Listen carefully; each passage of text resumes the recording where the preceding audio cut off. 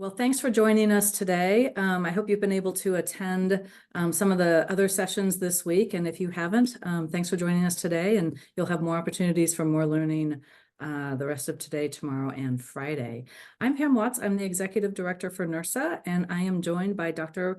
Robin Holmes Sullivan from Lewis and Clark University. We are here today to talk about well-being in terms of systems and how campus departments can unite in this work. So welcome, Robin. Welcome, Dr. Holmes Sullivan. Thanks for joining me today.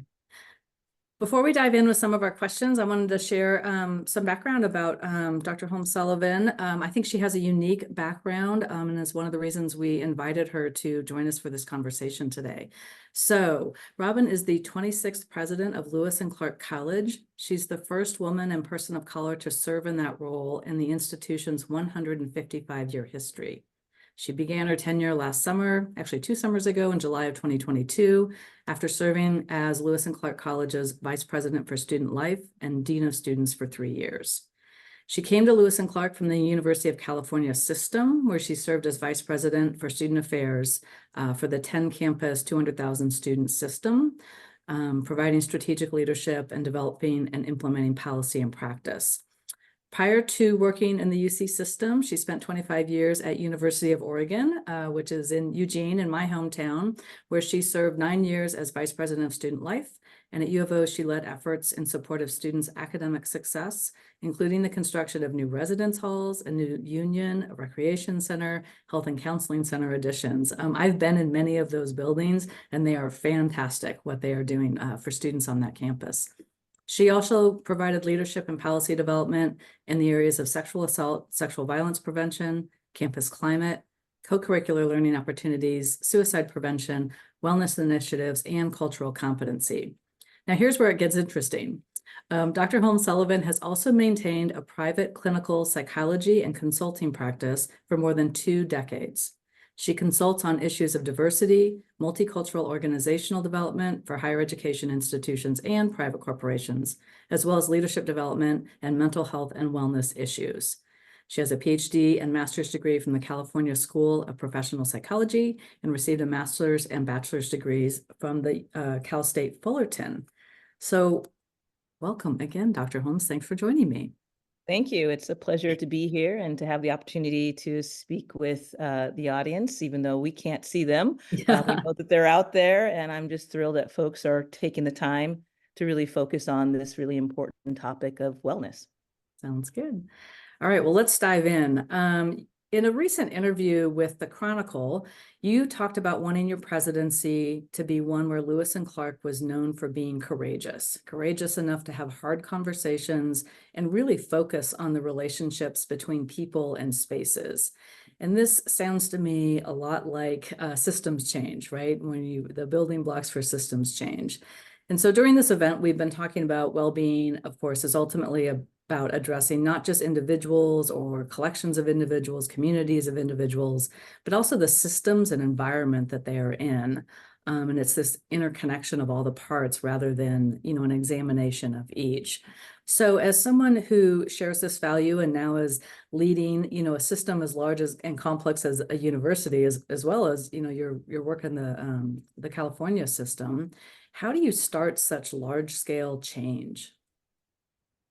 Well, I think we all know that change is hard. Humans are so interesting. We talk a good game, but at the end of the day, we really don't like change very much. And so you have to be aware of that people will always be somewhat resistant to change. And I think it's important, and I hope that I've done this at my current institution, is you have to lay the groundwork and the seeds and have a vision about what you want to do and where you want to go. And, I pay attention to, as I'm talking about those types of things, are people with me? Are they agreeing? Are they feeling and seeming like they want to be a part of that particular change or that particular vision or that approach? And even before I started my role in the presidency, since I was already on campus, I started to plant some of those seeds in terms of, what are the real values, especially of a liberal arts college, your ability to take perspectives, to be able to work with others and in groups to appreciate and celebrate diversity, all the things that we seem to be missing somewhat in this country right now. And so that's the reason why from the beginning we started talking about systemic changes in capacity building, right? What I was seeing is that people just can't sit down and have these conversations. They're too afraid. They're going to get canceled. Something bad's going to happen. They're going to be thought of poorly. Social media is going to spread like wildfire. We're all paralyzed about really talking about real change or real perspectives. And so that's why we took a very systematic approach to making sure that that was something that we wanted to be known as an institution, because at the end of the day, those types of approaches and really making good systemic change and having the capacity to have conversations, whether they're hard conversations or easy conversations, that's what builds community. And that's what makes us all, I think, healthy and feel good about being where we are. So everyone could see that that was such an important value that we need to get on board, and we need to make that, a reality. And so when you're trying to bring about systemic change, you really do have to do a great assessment and figuring out, is this something that people are going to resonate with? And they just need some leadership in order to figure out what direction to go. Yeah, I think you make a really good point about capacity, and I agree with you. We're all resistant to change, at some level, but a lot of times we can get folks who want to change, but literally just don't have the capacity, don't have the brain space, don't have the hours in the day, So I think paying attention to that is really smart on your part. The other thing I heard you say is, how do we make these changes, which take huge effort, sustainable and lasting, right? As college presidents and senior staff turn over, how do you make sure that all of this good hard work that you and everyone on campus is engaged with, isn't just about you or some senior leaders who are really championing that, but really weaving it into the fabric of the organization so it sustains. So what are some of the ways you try and pay attention to that? You mentioned planting seeds. What are some other ways you pay attention to that? Well, it's always really important as a leader that it's not about you. Right. So if it is about you, the risk there is when you leave, whatever you were working on, whether it's an institutional change or institutional initiative or not, is just going to fall by the wayside, right? How many times have we seen this with students, right? They come up with a great idea, they want to do this thing, and then they graduate, and then it just kind of falls away, right? And so as a leader, you have to really check your ego and make sure that whatever kind of things you're leading on, have a lot of lieutenants who are actually the ones that are making that thing happen, and that it isn't just about you if you want those things to be sustainable. And if they're institutional and they're important, you're really trying to make cultural change, then those things should always outlast the leader, because they should be, values that are so important that they're invaluable. They shouldn't move around. So you have to make sure as the leader that it's not just about you, or that people aren't just doing this because you're telling them to doing this. They're doing this because they really believe in the vision and they're committed to making that happen. And that's how you get sustainability. It should be so many other people. I love when that happens, when I hear a person kind of talking about something in a way that has become an institutional priority, and they're the ones telling the next person and the next person about that. It's very, very gratifying, but at the same time, I know that that's what's going to make it sustainable. Yeah, 100%. I was listening during COVID to see if wellness and well-being was going to be pushed to the wayside as this nice to have, but we don't have time for that anymore. We don't have resources for that anymore. And I was really pleased to see, no, everyone recognized that it was more important than ever, that we needed to expand on the work, that we needed to consider it not just for students, but for faculty, staff, and our larger communities, and really get after like you're saying, the systems level change that's needed.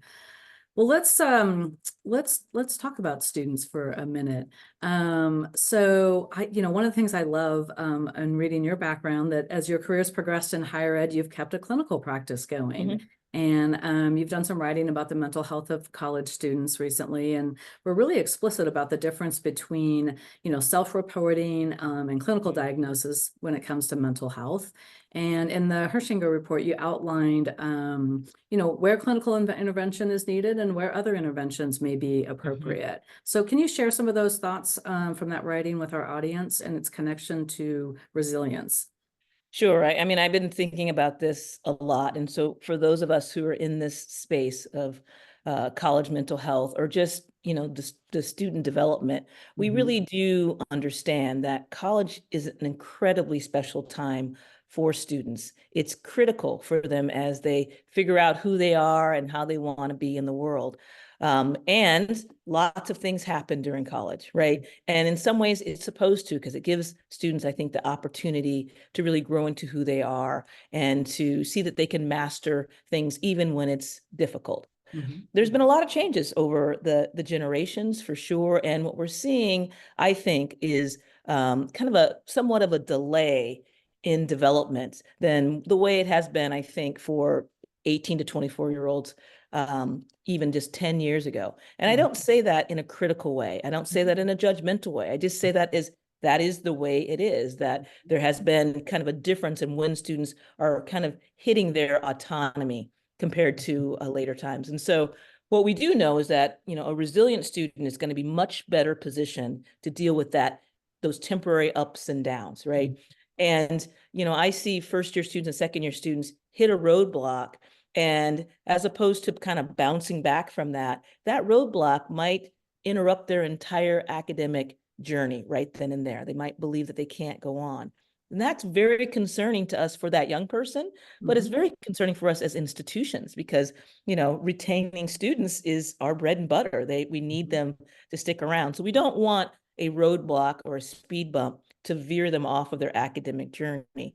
And so more now than ever, I think we have to be much more intentionally in the wellness business, in the prevention business, building that capacity up, because we all know they're going to hit speed bumps. We want them to hit some speed bumps so they have a chance to have that mastery, but we don't want them to then think that speed bump means there's something about them, that they're different than, the thousands and thousands of other young people who hit these road bumps. And so therefore they need to leave school, right? And so by talking to them and doing the programming around that kind of anticipated difficulties they're going to have and how they can overcome those things ahead of time, as opposed to letting them hit it and then they draw their own conclusions about how okay they are. I think universities and colleges can really take an active role in supporting our students and getting them ready and resilient for those types of things. And we didn't do that as intensely as we did 10 or 20 years ago, but I really think we really need to now, because students will make those choices and they'll end up, perhaps leaving school prematurely, which would be a shame. And then the other thing that I've been very concerned about, to be honest, is the media. And the media has spent a lot of time kind of raising an alarm, right? And what I was trying to say in the article is that it's not that there aren't, students aren't having a difficult time, that there aren't challenges that happen. Those challenges have always been there for college students, right? Again, it's part of the normal developmental process. But what's happened with the media is a reporting of kind of normal developmental issues. I feel sad. I'm anxious about my next test. I had a relationship breakup. I don't know if I can get out of bed, all those types of things that all of us experience in college. And they've turned it into a mental health crisis. And they've talked about it over and over and over again. And then they've used stats from certain companies to kind of support, look, it's gone from, 10% of students being depressed to 50% of students being depressed. And, for some people, they'll read that and think, oh my gosh, what is going on, right? And then they see students struggling. So it all fits together. Like, yes, students just they're really having a lot of mental health issues. Well, they're talking about mental health issues. They're talking about struggles. And then some ways they're taking those issues and they're looking up on the internet and saying, I have all the symptoms. I must be having major depressive episode right now. They might be, and we want to make sure we respond to that, but they also might be hitting one of those road bumps, one of those things that we would expect. And so what we need to do is to make sure that they know that that's normal and that they're going to get through it, but they're going to have to buckle down and figure out how they're going to get to it for themselves. The good thing about that is the next one time they hit a speed bump, they're going to remember what they did to help them get through, right? And that's what building resilience is all about. So it's difficult in this day and age with media not to be influenced by that. but I don't want to spend all of my resources on hiring 50 psychologists when really what I need are 4 wellness experts, or I need to build out a peer support program because that shows to be very, very effective. I want to put my resources there. I don't want to put my resources someplace that I actually don't need to based on, information that may or may not be as accurate as I would like it to be. Yeah. No, I have 2 college age students, and this just resonates with me so well. And that like normalizing of expectations of what is a normal level of stress or anxiety or feelings post breakup, like you mentioned, can be so helpful. It honestly, and this is not my area of expertise, but it reminds me of in some of the alcohol work, like 20 years ago, we learned that all the students thought all the other students were excessively drinking. And when you Right, told them social that norming. It's called social that norming. actually Yeah, isn't true, it's it not had true. this really positive effect. And I hear you saying a similar thing when it comes to, things like depression, anxiety, some more mild versions of those. Right. And that we need to not be afraid of those, because those are important learning opportunities, right? I mean, we know that all of our, strength and Well, resilience and students look comes. Mhm. to us. They Go do. ahead. I was gonna say students look to us, Yeah, right, for that normalizing. They look to their parents for the yeah. normalizing. So if the parents and the professionals on campus are all saying, "Oh my gosh, right, you better get to therapy, you better do X, Y, and Z," they're going to see it as, okay, I'm having some type of mental illness issue. I better Right. go and talk to this person about that. And this is the only person that I'm going to talk to about that. And again, I want to be very clear that lots of things do happen in college, including various mental illnesses that show themselves for the first time. First psychotic break, first bipolar or manic attack. All those things, they do happen at that age level. Much higher propensity for suicidal ideation and even following through on suicide, that age group. So not in any way saying that that isn't serious. That's why we have counseling centers on every single American college campus in the United States, right? So it is really important. But they're looking to us to understand, is this okay? Am I okay? And one of the things that we've been really leaning into at Lewis and Clark is, using research and using our resources and really being smart about thinking about, okay, what would really make a difference during this developmental stage to build that resilience? So really thinking about a sense of belonging and how we know that one of the number one reasons why a student decides that they might want to harm themselves is because they don't feel like they belong. Right. We can work on that. Right. We know how to do that. Right. Peers, right? I need to look at this other peer who's maybe 2 years ahead of me, and they can say, I had a breakup too. This is what I did. This is what happened. I just, blah, blah, blah. Seeing someone close in age that they've gotten over to the next side, that's a really helpful thing. And so we've formalized our peer-to-peer networks and made sure that those peers had really good skills so that they can interact with students in a more positive way. All those faces of the institution, whether it's student affairs staff, the faculty, or their peers, giving them accurate messaging about what's actually happening for them developmentally can be hugely helpful, I think, in building that overall resilience. Yeah, and I'm glad you mentioned the research too, right? I mean, the data is showing the effectiveness of this. It's not anecdotal at this point. That's right. All right. Well, I really appreciate all your perspective on that. And I'm watching the chat flash up a little bit. Our audience is loving it too. I want to shift gears a little bit. Like I mentioned before, you have a unique career path. And historically, the path to college president was often through the academic side of the house, right? That makes sense. We're in institutions of higher learning. You came up through the student affairs side of the house. And, as a college president, you need a wide array of skills, right? Which I would argue are all connected to people. They're all people skills in one way, shape, or form. But how did you make that connection for your search committee around these skills that you developed on the student affairs or the non-academic side of the house really prepared you to lead as a college president? Yes. I mean, to me, it's timing and a little bit of luck. The timing part of it is that I don't think anyone would argue at this point that the college presidency has changed tremendously, right?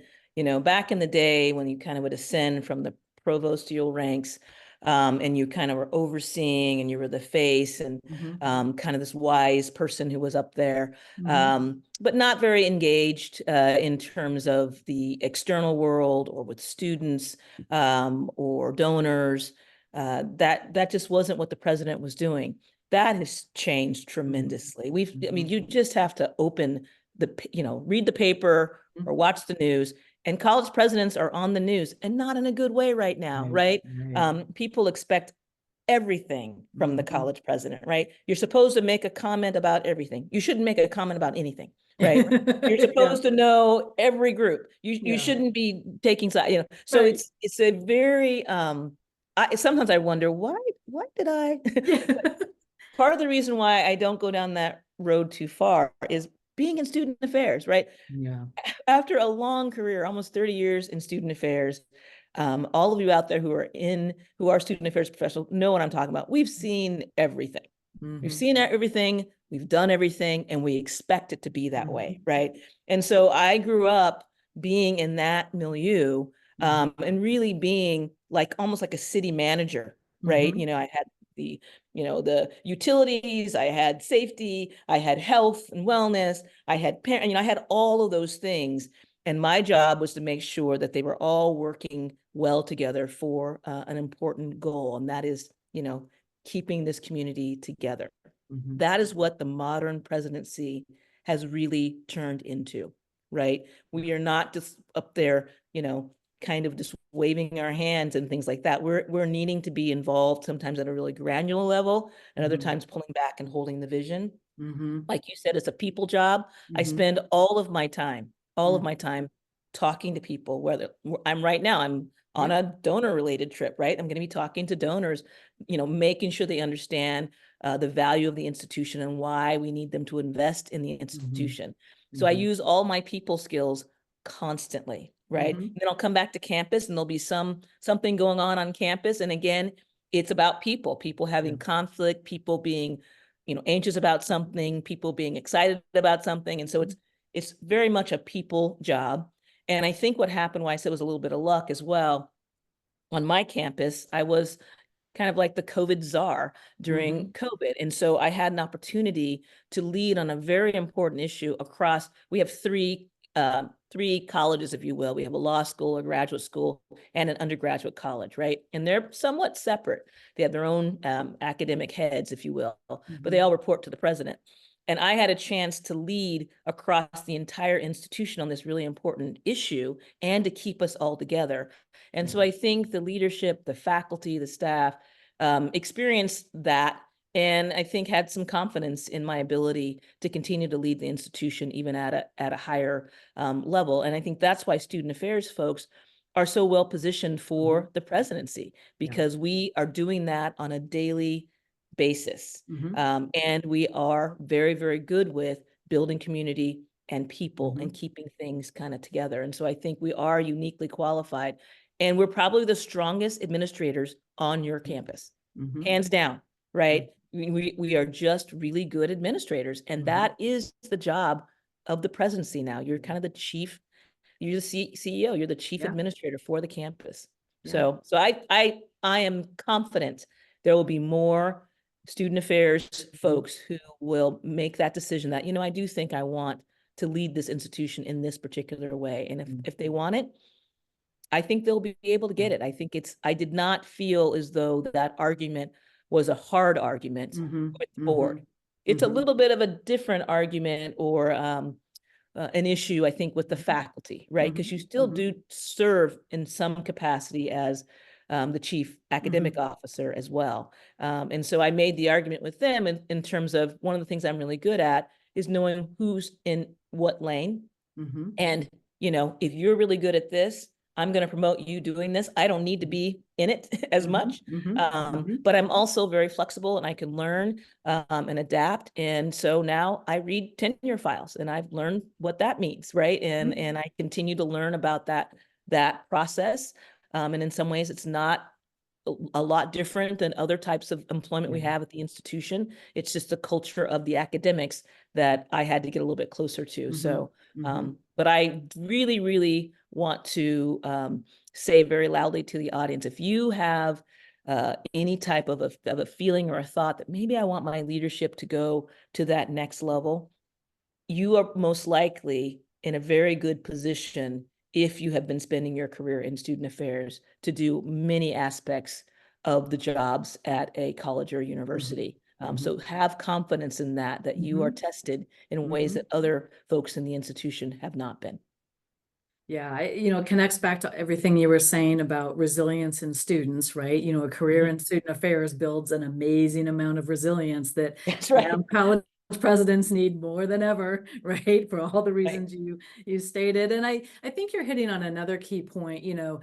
Student affairs is a wide-ranging portfolio, and people come up into, AVP, VP roles from, different pathways, housing, unions, rec, health promotion, health centers, all of that. And the good ones have learned that skill of, even though that's not my technical background or the first part of my career, there are tried and true methods to, learn and grow and be a great administrator over areas that, even weren't areas that you worked in. And you cited one of the best ones, and that's, understand your strengths and understand who your strong players are, and, get out of their way, right? So I really appreciate your thoughts on that. Well, we've got 21 associations partnering on this event, the majority of whom are in student affairs, but not all of them. So I want to pull a thread a little bit more on this student affairs piece. So as you're in this president's role and you're working more closely with the academic side of the house, how do you tell the story or get their support for health and well-being, for this culture that you're trying to affect on your campus, which, I think as student affairs professionals, we all like nod our heads and say, yes, of course you're going to do that. That makes a lot of sense, right? Especially at a liberal arts institution. But how has that been engaging the academic side of the house? Well, as you kind of were alluding to at the end of your statement, I do think it may look a little different on, smaller liberal arts campuses like the one that I lead as compared to a big Research One state institution, right? Where faculty, their attention and their reward really might be more geared toward, their research accolades. And they may or may not even teach undergraduates, or they don't teach undergraduates, so they're much more advanced, like seniors. And so there is, I noticed that difference when I was at the University of Oregon, right? Yeah. I did make a point of finding faculty partners who were interested in the undergraduate experience, right? They weren't just focused on their graduate students or their research, but they were really interested in the undergraduate experience. But it was a smaller group of faculty. At a liberal arts college, in our undergraduate college, the faculty do research, but their primary focus is on teaching. And so what I noticed very early on when I arrived at Lewis and Clark, the faculty were really worried about the students. They were reading all the same things in the media that everyone else was reading, and they were experiencing students coming to their office hours because they have lots of office hours, lots of connections with students. Again, it might be a way that it might be a little bit different than at the bigger schools. And these students were not doing well. So it was lining up with them like something is really wrong. And so when I was in my vice presidential role in Dean of Students, I was hearing from faculty saying, what is going on? We are not trained for this. I kept hearing that. We're not trained for this. Yeah. But the students were naturally going to them, which was a really, really good thing. So I did not find it to be a hard audience to talk about wellness initiatives with the faculty, because they were desperately looking for something that would help students become more resilient. And to be honest, they really were worried about them, right? They really felt like, something was just going terribly wrong. And again, not to minimize this in any way, but do you remember, I don't know if you have kids, but drop your kid off at daycare, they're screaming their heads off, and you're thinking, oh my gosh, this is awful. I wonder if they're going to be okay. And then you would call like in 25 minutes, they're not even thinking about you. They're playing, they're fine. Right? Yes. So, students will come and they'll bring, their most difficult, most worrisome thing, and they were just plopping it on the faculty members' doorstep during office hours. There was much more to that student than just those things that they were Yes. kind of stuck on right that moment. So part of our work has also been with the faculty Mm-hmm. and making sure that they understand the landscape, what Mm-hmm. might really be going on, what students need, and what important role they play, just like almost like a Yeah. parental figure in being calm, Mm-hmm. reflecting back that you have confidence in them, that they Mm-hmm. can figure this out, Mm-hmm. not giving them the answers, open-ended questions that lead Mm-hmm. them to come to the solution. So, doing the work with the faculty and student affairs staff were really helpful in this Yeah. because we know about this, right? Because Yeah. we're with them in the evening and later on when they're, Mm-hmm. doing stuff that is not as, they're having fun, even though they Mm-hmm. were concerned about something an hour ago. And so that was really helpful for the Yeah. faculty to know that they can get that type of information, that type of training, and that they can just pick the phone and talk to someone if they're really worried about a student. So for me, it wasn't it Yeah. was not a heavy lift at all. But I do want to acknowledge that, being at a smaller school Mm-hmm. where faculty are a lot more entwined with the students Mm-hmm. made that a little bit easier. Yeah. Yeah. But to your point, even at U of O, like you can find them. You just have to search a Hmm. little harder. It might be Definitely. a smaller. Yeah. Hmm. Well, I want to shift a little bit. We've been talking about students, but shift a little bit to faculty and staff, and their Hmm. wellness and well-being, is very important too. So, what are some of the ways that you've tried to support faculty and staff well-being and engage them in thinking about their own well-being? I mean, we all know the airplane analogy, right? We got to put our own mask on first if we think Right. help students with this journey. And just briefly, years ago, I was at Sac State, California State, Sacramento, Hmm. and they were getting some resistance from their faculty around engaging in some of the wellness and well-being practices and programs they were trying to affect.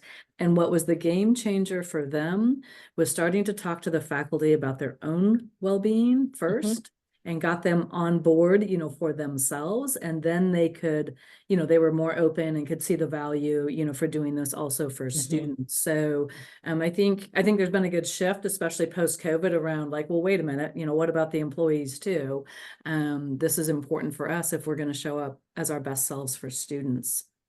Right. I think you're absolutely right. I think that shift really started to happen in a very pronounced way after COVID. All Yeah. of us felt, I don't care who you were, Mm-hmm. we felt very vulnerable Mm-hmm. during COVID. It was surprising. It was confusing. It was unbelievable. Yeah. It was in some ways life or death.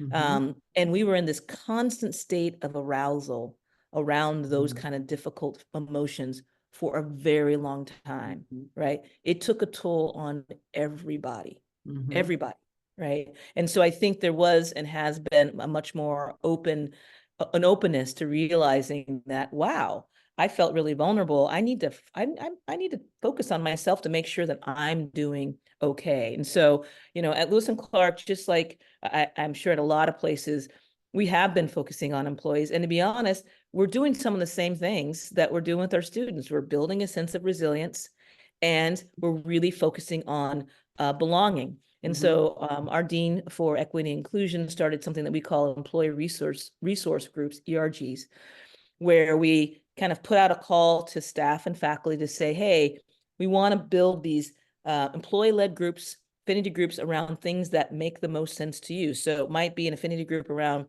LGBTQ folks, or it might be affinity group around folks of color. It might be that you really like to read or you Mm-hmm. like to Mm-hmm. play pickleball or Pickleball, whatever of it course. is that brings you together and builds a sense of community and a sense of belonging, that there Mm-hmm. are other people Mm-hmm. here who have common interests to me, and we want to meet on a regular basis. And then we provide them with just a little bit of money, a little bit of resource. So when they want to have a get together, they know that the institution is supporting that. And what you're sending as a message is they're sending up an institutional value message. We Mm-hmm. value this so much. We're going to say, you take the time to do it. Mm-hmm. And here's some resources to do it because we know this is important and it's going to make you a better employee, Mm-hmm. right? To feel a Mm-hmm. sense of belonging and to build up your sense of resilience. So we do some of the same things. We've started to do a lot more traditions with our staff and Mm-hmm. faculty, and inviting them to things at the same time each year and to call it a certain thing, Mm-hmm. to let them play. Play is super important at work, right? Mm-hmm. Again, the institution sending a message. We're taking time out of the day to do this issue, whether it's a pickleball tournament or it's celebrating Halloween and everyone's dressing up and having a costume contest. It's there's silly little things, but people look forward to that every single year. And that gives us a sense of belonging and traditions that say, you know, I know about this place because we've been doing this for 8 years this way, kind of a thing. So very similar approaches as what we take with students. And you have to know that it takes some time. You know, people aren't going to just jump in and do it. They're going to be a little reticent. You'll see a difference, or we're seeing a difference between staff and faculty. Not surprising, right? The staff tend to get on board for those things much more quickly and easily than the faculty. But I have to say, they're coming along. They're coming along as well, you know, and they're having fun, and they're seeing that these are things that they can connect to as well. And so I think it'll continue to build as long as we continue to support it. Yeah, I love that. Of course, you know, coming from the recreation side of the house, we love play. We love social connectedness through physical activity and sport. And there's just such great opportunity there. We've gotten a couple questions, and I'm going to kind of pull some of these together, but folks are asking about, you know, you've shared a lot of good strategies and really some like concrete actionable steps. But how do you know it's working? You know, what are the, you know, do you have KPIs you look at? Do you have, you know, surveys you use? How do you know it's working? You know, that's a really good question. And I wouldn't say that with our, for example, our employee resource groups or the traditions that we've been building, that we're doing any kind of formal assessment other than participation data. You know, we started on, you know, in 2021, we had this many, and now we're in 2024 and we have this many. And so part of our outcome kind of research has been, are people coming to these things? Are they participating in these things? Are they repeat participants? To see if that's kind of taking a hold. But I do think there are other things that we eventually want to do a little bit more higher end assessment. And that has to do with absenteeism and a sense of, you know, we've done various HR related assessments where you talk, you know, the person's able to talk about how connected they feel to work, how productive they feel, how much they, you know, and so using those kind of tools to see both, you know, kind of pre and post, if those scores are looking better around engagement. So those are, I think, in the future that we want to start to use so that we can actually track that a little bit better. But so far, what we've been using as really, as I hesitate to call them KPIs, but as results, is how engaged are people? What are the numbers looking like? Are people showing up and seeming to be, you know, interested in what we're doing? And over the couple of years we've been doing it, we definitely have seen that those numbers increase, which I think is a really good sign. Yeah, I mean, it's optional, right? So it is a decent measure if people are willing to show up with their time, and time's our most valuable commodity, right? I mean, that is a really good indication of success. Well, we were talking about the workforce a little bit, and of course it's shifting, right? And you know, higher ed is known for being traditional and long-standing and slow to change. Slow. No. And you know, some are having to experiment with things like hybrid work and flexible hours, and you know, what does healthy boundary setting between work and life you know, look like? So what kind of things have you been trying in that space to support employee well-being? Well, you know, I'm gonna maybe just channel Obama here for a second when he talked about evolving over same-sex marriage, kind of a thing. I have evolved around the hybrid work situation to some extent. As someone who, you know, I said grew up in student affairs, I just really had a hard time with thinking about, you know, we're a residential campus, but it's better for us to be at home, so we're going to be at home, as opposed to how do you make a residential campus when the only people there are the students. And so I was very, very reluctant, especially within the student affairs staff, to be thinking about this kind of hybrid work situation. And like, you know, most places, some of our millennial workers who had a lot of options and who really are more into that sense of flexibility, some of them left, right? Because they could work another job in Massachusetts, but be over in Phoenix, you know, or those kind of things. And so as I continued to kind of listen and to hear, the different stories of folks, I realized that it's not a one size fits all, right? Some of our folks who have very little student contact, but they keep things going, like IT, our business affairs, those folks, super important, so important. But is it as important for them to come to work every single day to get that task done? Probably not. I would argue, though, that for satisfaction, because we are human beings, having that opportunity to be in community and what happens even in your brain, what hormones are released, what neurotransmitters are activated when you're face to face. That does not happen on this Zoom. It just doesn't. I would still argue that, a hybrid work environment is as far as we would want to go because of the type of institution that we are. But I have evolved in terms of people being allowed to be much more flexible. We put an actual policy in place that would say how many days a week a person could request to be working from home, and then what went around all of those expectations. And, it's been working, I have to say, it's been working relatively fine for the most part. And I think it is the future. I don't think that it's going to go away. And I have to, as a leader, realize that it's not all about what I like. I hate working at home. I just don't find it. I don't like it. I get distracted. I don't feel I'm as productive. I don't like it at all. But that's me. And there are other people who absolutely love it. And there are some people who really feel that they're actually more productive by having that quiet time. And so I think it's just important to listen to people and to be flexible and then to demonstrate that flexibility. So I have evolved regarding the hybrid Well, work. Congratulations. Yes. And thanks for sharing, being vulnerable and sharing, your true feelings about all of this. I do think it's, like you said, it's a custom approach. It's not one size fits all for the university. And as long as we're, as leaders, authentically showing up and giving flexibility really where we can, that's good. I do think the other side of the coin is that, certain aspects of certain jobs just cannot be done remotely or even like majority remote. And if that's something that's important to you because of other things going on in your life or the type of career you want to have, I think you do have to ask yourself, is student affairs the right place for you?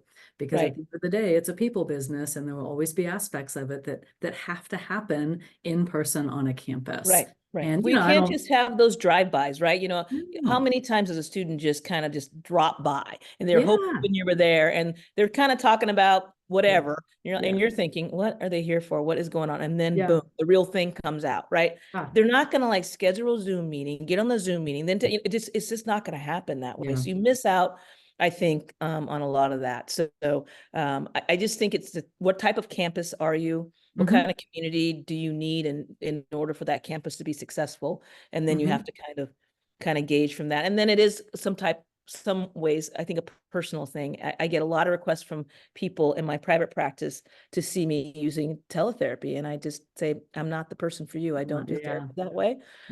If it's an emergency and we're both sick and we need to do one session, fine. But the therapeutic process for me is one in which we are in the room together. Right. And so I know that personally for me, that modality is what works best as I'm trying to help the individuals I'm trying to help. So there is a little bit of personality that goes there, but I think it's what type of institution are you? And what are you trying to, put across for the people who are involved in your institution? And that really should be the thing that guides you, not the fad, not just what the employees want, but, what is your institutional mission and what are you trying to accomplish? And then, like I said, being flexible. Things change. New technologies come on board, so we can't just say, no, we're always going to use a Rolodex and that's it. That's not very effective. No. And I think this part about, this, this flexibility, and there's no one size fits all, whether that's within your campus or campus to campus, is also true of this broader well-being space that we're all working in. We get lots of requests for, tell me the best practice, give me the toolkit. it doesn't exist. When you're getting into systems and culture and environment, you have to pay attention to your system, your culture, your environment, where the energy and the partnerships you can find Mhm. as a starting point are, back to your earlier point around, Mhm. how to connect with faculty and where to find the champions for culture change. So, like, I'm sorry, I wish it was that easy, and Right. Yeah, it or, isn't. It you isn't that all, easy. You got yeah, to ask your people, like, yeah, what do they want? What's yeah. most important to them? I'll never forget, when I was at U of O, and we were thinking about, how can we get, especially the first years, but the first and second years, a little bit more engaged Mhm. on campus, a residential campus, but in some ways, folks are just not showing up to things that we thought that they'd be showing up to. So, major uh, smart thing to do, we actually asked the students, what do Yeah. you want?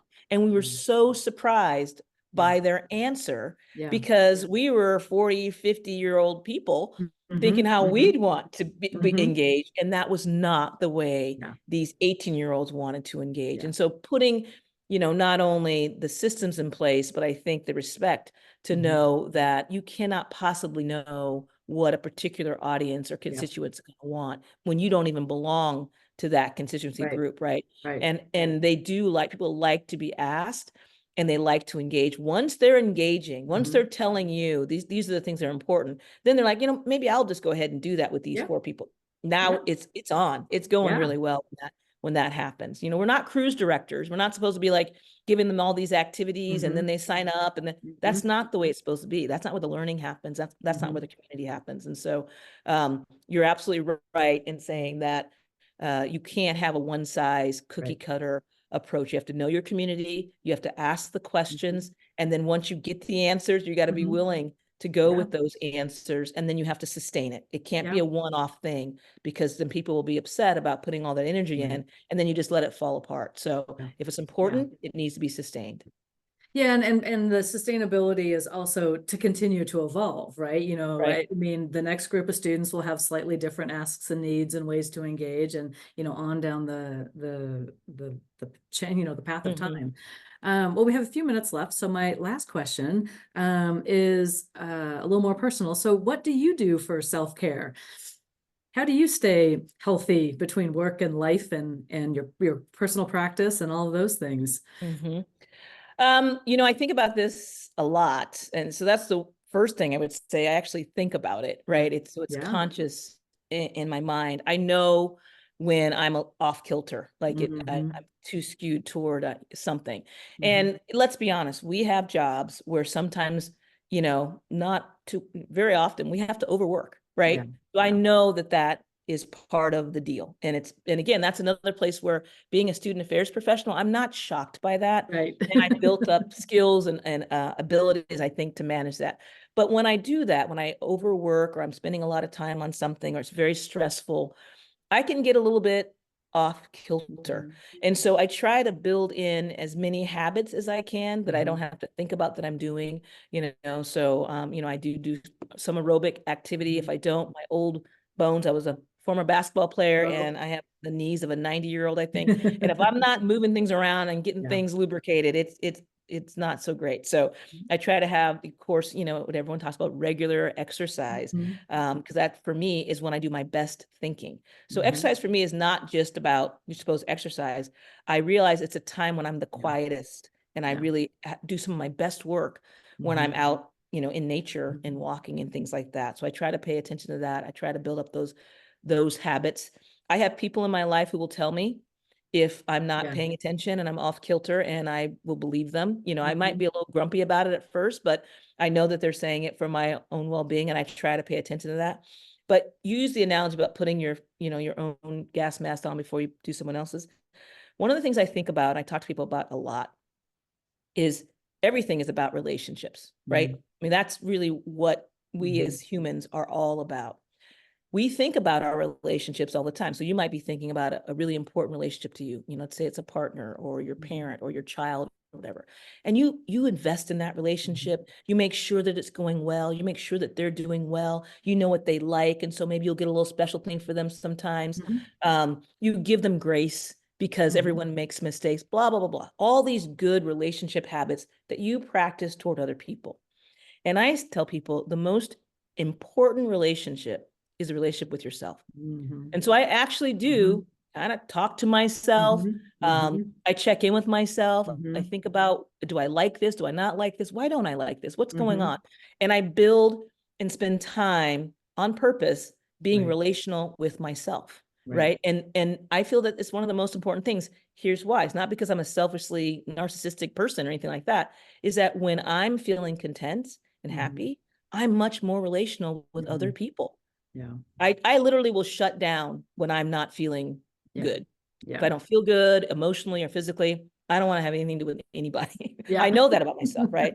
So by investing in myself and Mhm. believing that I am important and I'm an important relationship, my own relationship is important, then I spend a lot of time, just like I would with my kids or with Yeah. my wife or anybody else, doing things that I like. Like sometimes Yeah. I'll just take myself out to my favorite place to eat all by myself. Why? Because I want to give myself a treat, Yeah. right? Or I might go to a movie by myself, or I might do some activity that feeds Mhm. my soul. Mhm. I have a relationship with myself, and Mhm. it's prioritized and it's nurtured, and I take care of myself as much as I can because I know that it's important, not only for me and my health, but Yeah. for all of my relationships around me. And I think too often people forget Yeah. to be in relationship Yeah. with themselves. Yeah. And, sometimes you pay the price when you do forget that. Yeah. Yeah, I know. I love that. I think that's really, really sound advice because we often treat ourselves worse than we'd ever treat anyone else in our Isn't that life. true? Yeah, the either the mental narrative or, making time for yourself, like you're saying. Yeah, all the things. Well, we are out of time, but thank you so much for joining us today. I've really learned a lot. I think our audience has learned a lot. Despite the fact that there's not one size fits all, you've shared several things that I think people could take away and implement or adjust and implement on their own campus. So thank you so much for your time and for joining us for this really important week. Absolutely. It was an honor to be asked, and I really had a good time. And I'm really, really proud of all of you for being out there and thinking about your own wellness for your campus, but also for yourselves as well. I mean, it gives me a lot of hope that there are so many people who are talking about this. So thank you for the leadership, and thanks for this opportunity. I really appreciate it. All right. And that's it. We're a wrap. Thank you. Thank you.